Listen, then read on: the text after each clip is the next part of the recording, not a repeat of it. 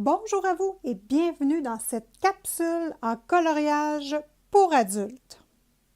Dans cette capsule, nous allons étudier l'ombre et la lumière en 3 étapes faciles, maximum 15 minutes.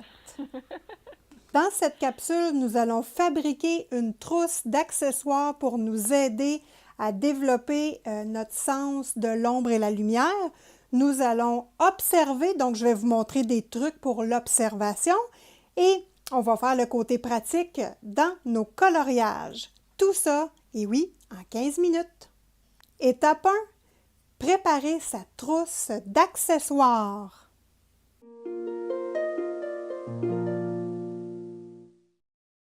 Pour la trousse d'accessoires, c'est fort simple. Vous allez avoir besoin de papier transparent ou de papier, ça c'est pas du papier, mais c'est comme du plastique transparent, de couleur ou clair.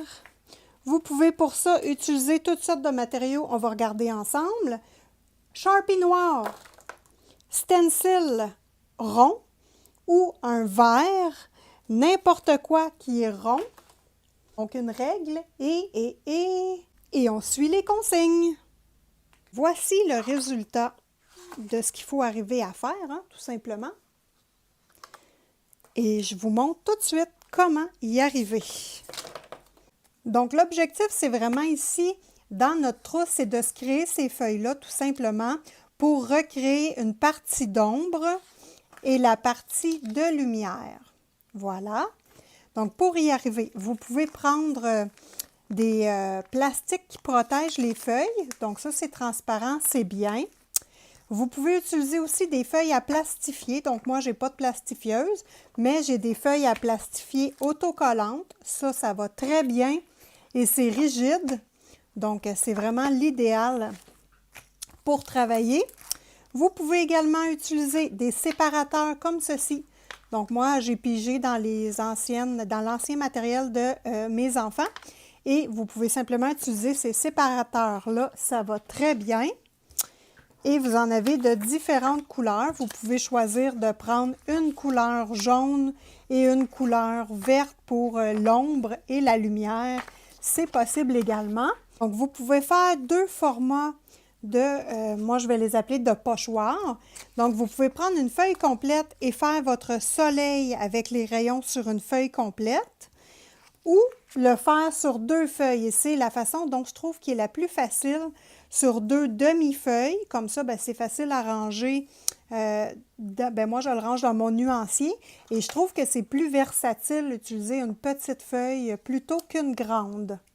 Donc, moi, j'ai choisi la pochette protectrice de page. Donc, vous savez qu'il y a les 3 trous.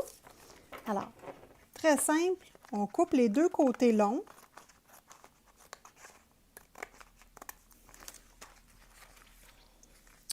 Le bas, parce qu'on a besoin,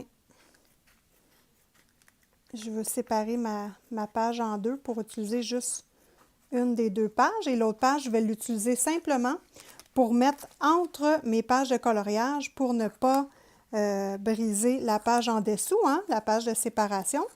Je la plie tout simplement en 2 et je coupe sur la ligne que j'ai faite. Donc, vous pouvez aussi prendre du papier à décalquer. Papier à décalquer, c'est très mince et on voit au travers. L'objectif, c'est vraiment de voir au travers de la page. Donc là, c'est simple. On prend notre Sharpie. On va faire nos petits ronds et nos lignes tout simplement pour que ça ressemble à ça. Et on les fait, moi je les ai faites égales. Donc, je vais faire la même chose ici et le refaire égal. Donc, je prends mon stencil, donc mon pochoir. Je fais mon soleil dans le coin avec mon Sharpie noir. Hop. Je place l'autre feuille par-dessus tout simplement. Je reprends mon stencil et je refais mon rond à la même place. Notre rond noir pour l'ombre, pour que ce soit bien significatif.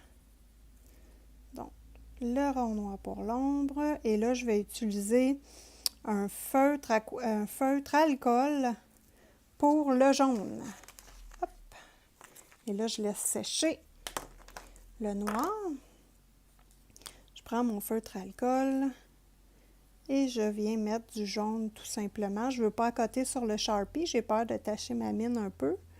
Donc voilà. Première étape complétée. Et là, on fait juste des lignes. Tout simplement. Et on va refaire ces lignes-là sur notre feuille ombre. Donc j'y vais. Je pars du coin ici. Je vais là et hop, je fais mes lignes tout simplement en tournant. Voilà, rien de bien compliqué là. Tout simple, tout simple, tout simple.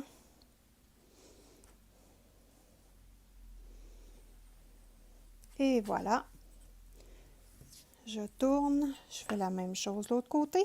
Donc, les rayons, ça va être vraiment ici, là, les lignes, c'est où la lumière va frapper dans notre coloriage. Si vous voulez, vous pouvez faire plusieurs petites lignes ou y aller simplement comme ceci.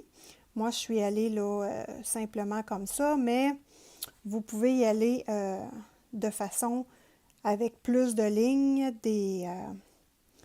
Vous pouvez même mettre des points tillés. Vous pouvez utiliser des microns au lieu d'un Sharpie. On fait la même chose avec le noir. Donc, notre trousse d'accessoires essentiellement, hein, c'est ça. Et moi, je vous conseille d'avoir également sous la main lampe de poche. J'ai deux formats ici parce que je pense que, étant donné qu'il fait jour, celle-ci ne sera pas assez forte. Donc, j'ai deux formats de lampe de poche. Un petit bonhomme comme ça, un cube, n'importe quel objet dans le fond pour que vous puissiez voir la différence entre l'ombre et la lumière. Donc, nous sommes rendus à l'étape 2, observation.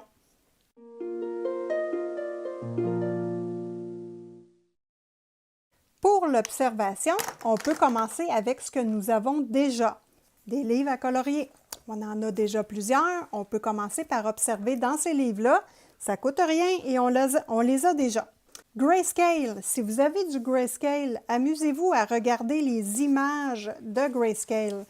Donc, c'est facile. On voit que c'est pâle, c'est la lumière. Et ici, c'est foncé. Donc, c'est l'ombre.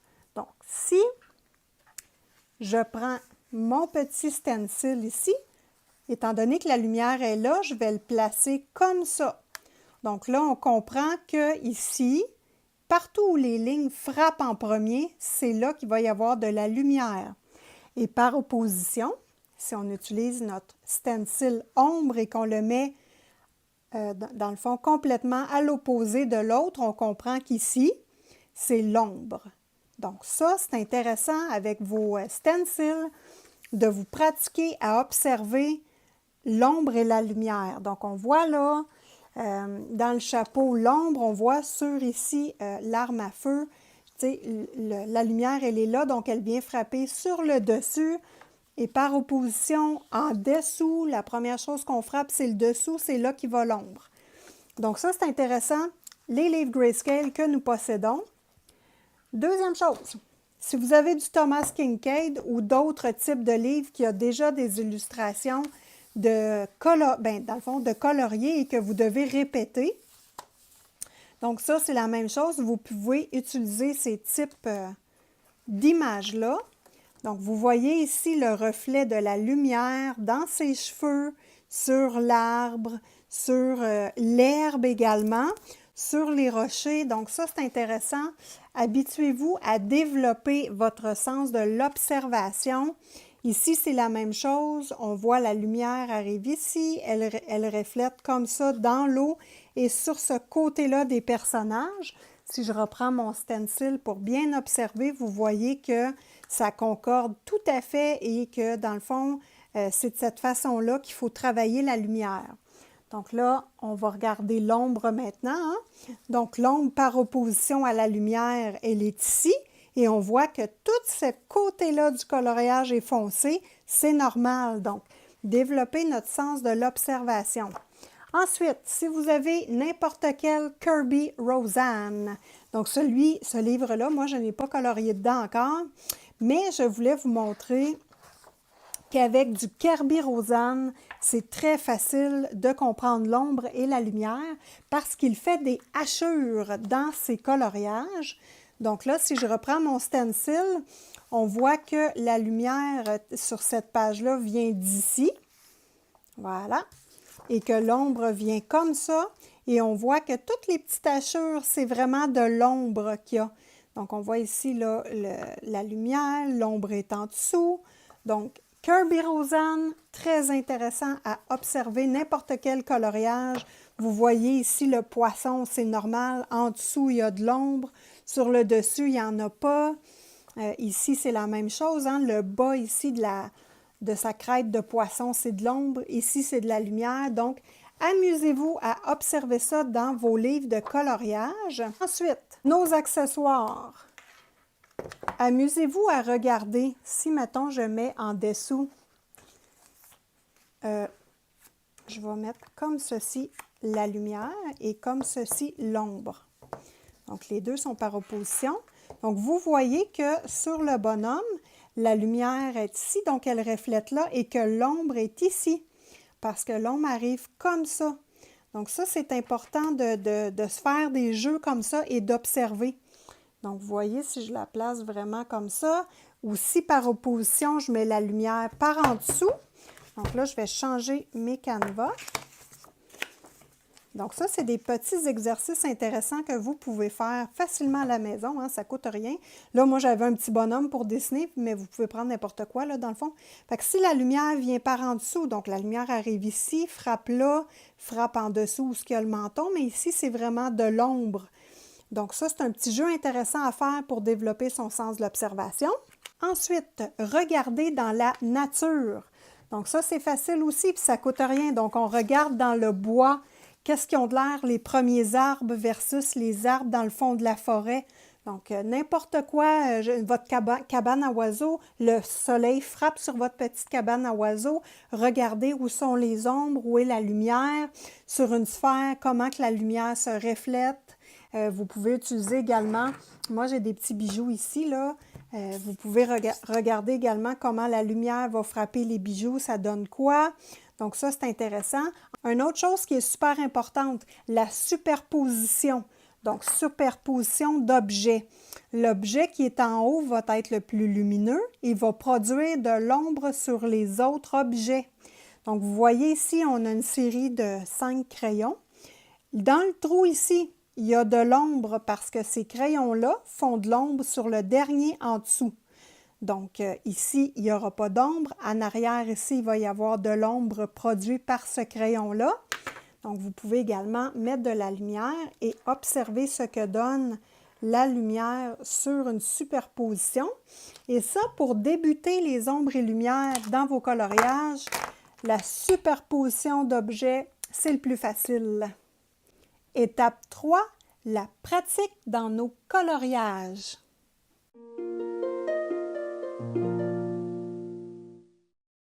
N'oubliez pas mes petits crayons ici empilés, gardez ça dans la mémoire et dites-vous, oh, l'empilage de crayons de Simone, oh, les crayons superposés à Simone.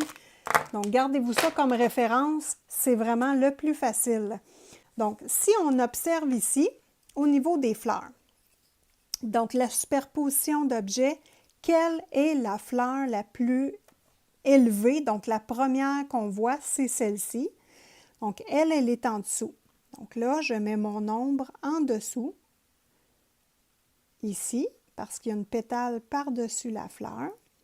Ici, parce que cette pétale-là est également par-dessus cette fleur-là. Donc là, déjà, en ayant mis cette ombre-là, on voit déjà que celle-ci arrive en premier.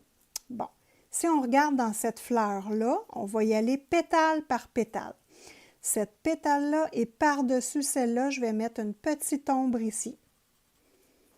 Celle-ci est par-dessus elle, je mets une petite ombre. Même chose, elle arrive par-dessus celle-là, je mets une petite ombre. Et là, mon objectif, c'est pas de faire un beau coloriage, c'est vraiment que vous voyez les ombres et la lumière. Donc, c'est pour ça que j'ai pris une couleur vraiment foncée. Et j'accentue ma couleur pour bien vous montrer la différence. Ensuite, une fleur, normalement, le milieu de la fleur est plus noir. Donc là, je vais mettre un peu d'ombre ici, dans le milieu de la fleur. Donc ça, c'est facile à faire.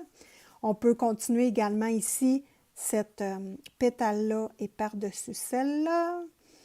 Ensuite, celle-là, il va y avoir un petit reflet ici.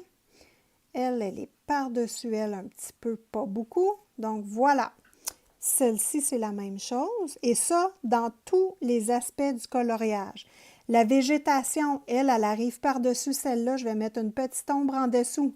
Donc, partout dans le coloriage. Donc là, maintenant, on va prendre le personnage ici et on va faire la même chose. On va débuter les ombres et la lumière par la superposition d'objets et on termine par la lumière directement. Donc ici, il est drapé avec un drap. Bien, dans le fond, c'est son vêtement. Mais son vêtement fait un effet de drapé. Donc, en dessous du drapé, il y a un ombre parce que lui, il est par-dessus sa robe, là, on va dire. Donc là, on y va. Donc là, je fais un ombre. Voilà. Donc là, ici, il y a des plis de vêtements. Donc, dans les plis, il y a des ombres également. Donc là, je vais mettre les ombres rapidement. Hop. Et voilà, je fais toutes les ombres. Les ombres du vêtement sont faites. Petite capsule, on fait ça vite, on n'oublie pas. Ici, c'est la même chose. Peu importe d'où vient la lumière, il y a encore un pli de vêtement et c'est lui qui est par-dessus celui-là. Forcément, je vais mettre de l'ombre ici. Ici, ses cheveux arrivent par-dessus son vêtement. Il va y avoir de l'ombre en dessous. Peu importe d'où vient la lumière. Voilà. Donc, la superposition d'objets, les amis, n'oubliez pas ça. Ça, c'est important dans votre coloriage. Juste de faire ce travail-là, vous allez déjà beaucoup améliorer votre coloriage si vous décidez de travailler les ombres et lumières. Ensuite, la lumière. Donc là, on va vraiment venir poser la lumière et les ombres. Donc là, un truc facile, c'est de toujours mettre votre lumière à la même place, peu importe les coloriages que vous faites. Donc, au départ, c'est ce qui est le plus facile. Vous pouvez dire, moi, là, à droite de ma page, je veux toujours que la lumière vienne de là. Bien, ça va être plus facile de toujours faire pareil parce que vous n'aurez plus besoin de votre canevas éventuellement. Et quand vous allez être habitué, vous pourrez dire, OK, là, j'ai le goût d'essayer que ma lumière vienne par en dessous, vienne d'un autre côté. Donc, vous pourrez développer cette aptitude-là, mais commencez par positionner votre lumière toujours du même côté. Donc, moi, personnellement, je place toujours ma lumière dans le coin à gauche. Et par opposition, je vais mettre l'ombre en bas. Donc là, je prends mon crayon blanc pour vous montrer la lumière. Donc là, si la lumière vient du coin ici, on va regarder les lignes, elles frappent où en premier et on met de la lumière. Donc, ça frappe ici, ici, le dessus de la main. Donc, j'y vais. Donc, ici, c'est de la lumière. Ici, c'est de la lumière également.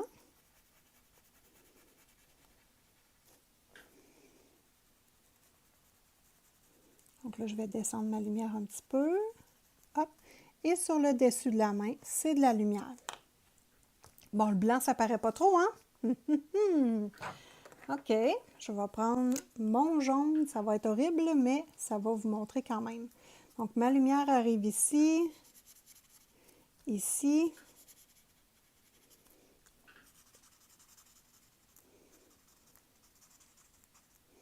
Et comme ça. Là, je continue à travailler ma lumière. Je remets ma feuille, hop. Là, je vois que ici, ça frappe en premier là. Je vais mettre ma lumière ici. Même chose pour les autres plis de vêtements. Hop. Voilà. Donc là, ici, il y a la manche. Ici, il y a un petit peu de lumière, mais pas beaucoup parce que la tête fait de l'ombre. Ici, il va y avoir de la lumière. Voilà. Donc là, on va travailler l'ombre maintenant. Par opposition, l'ombre est comme ça. Donc là, on voit que l'ombre vient frapper en dessous ici. Donc là, je vais étirer mon ombre. Et voilà, vous avez déjà commencé à modeler votre personnage avec de l'ombre et de la lumière.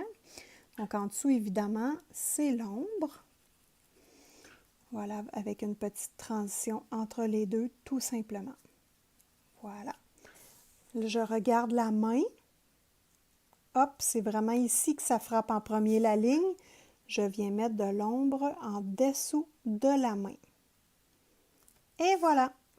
Et vous faites ça pour tout votre personnage. Et le tutoriel d'ombre et lumière est terminé, les amis. J'espère que ça vous a aidé. Dites-moi en commentaire si ça vous a aidé. Si vous vivez des difficultés, écrivez-moi ça en commentaire. J'aime ça beaucoup, savoir où sont vos difficultés. Comme ça, ben moi, ça me permet de faire mes tutoriels en conséquence de ce que vous avez besoin. N'oubliez pas d'activer la petite cloche de notification, de vous abonner. Et si vous appréciez la vidéo, mettez-moi un petit pouce et s'il vous plaît, partagez la vidéo. Donc, plus qu'on est d'amis, plus qu'on s'amuse. Un gros merci et bon colo à vous!